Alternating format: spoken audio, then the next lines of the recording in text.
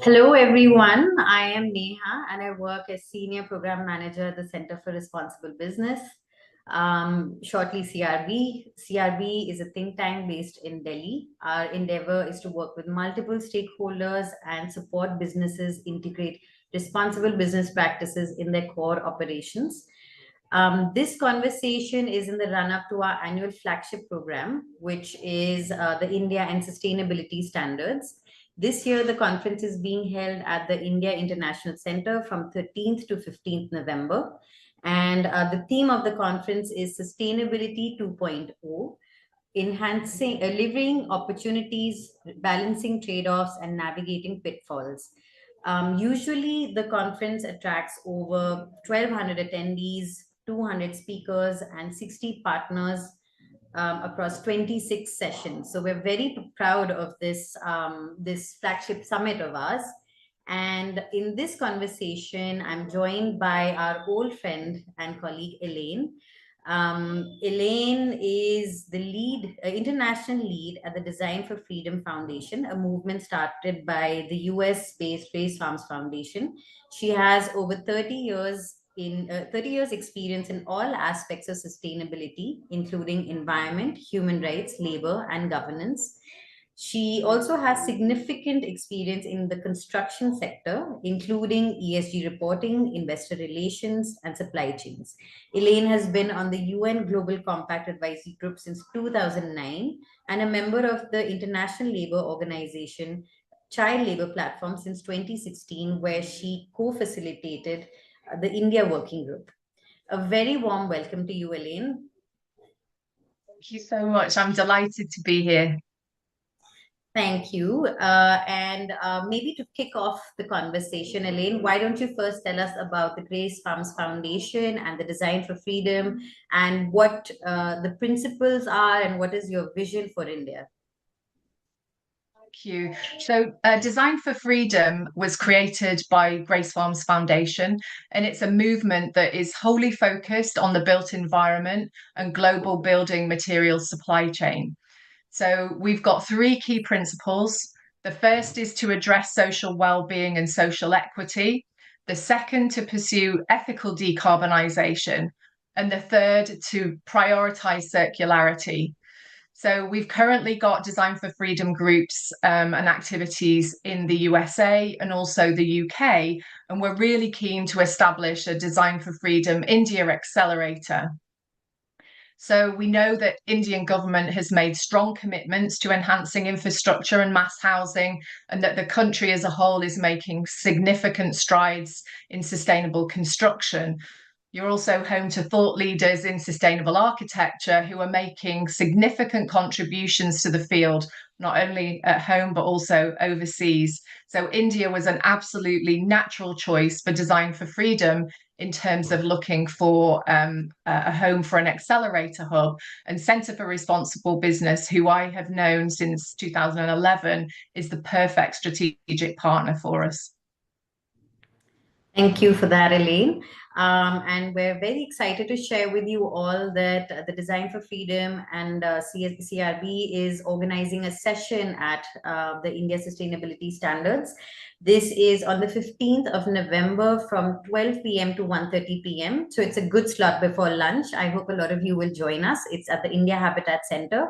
The title for the session is India 2047, Enhancing Circularity, Ethical Decarbonization, and Social Well-being in the Buildings and Infrastructure.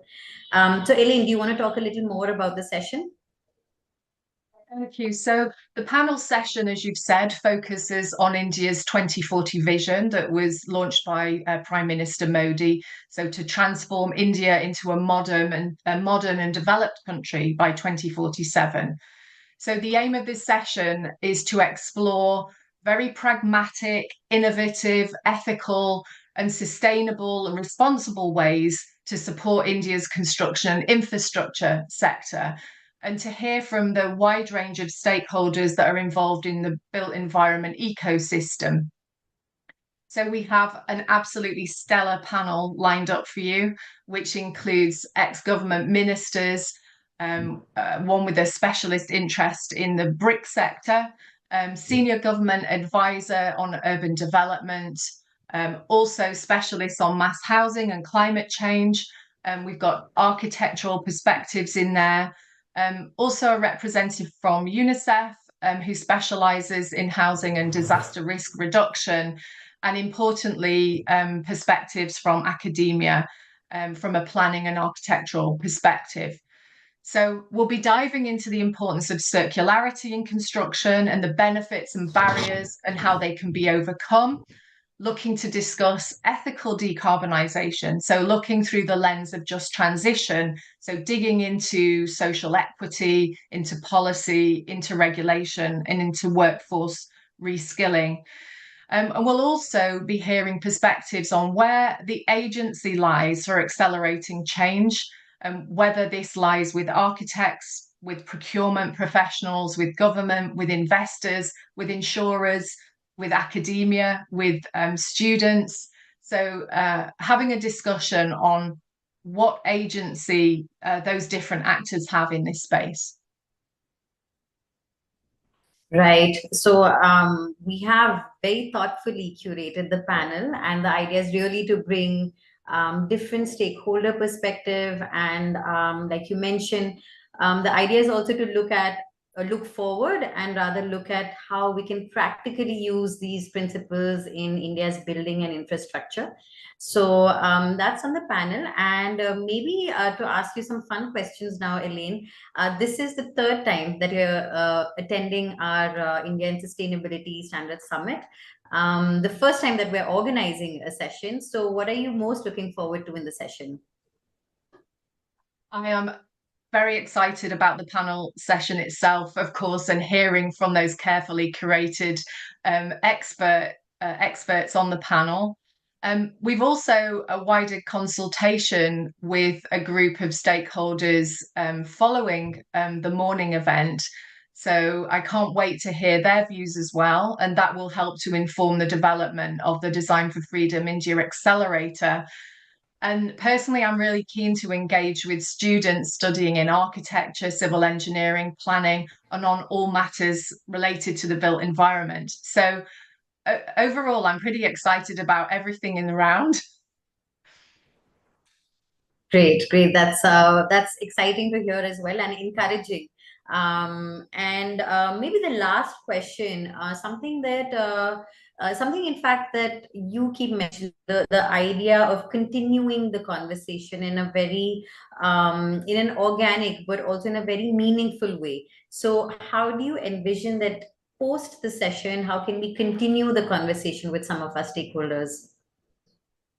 Yeah, so we absolutely do want to continue that conversation as a result of this panel session and the stakeholder consultation. And ultimately, I think the vision is to create a thriving Design for Freedom Accelerator Hub, which is obviously in India, but driven by India.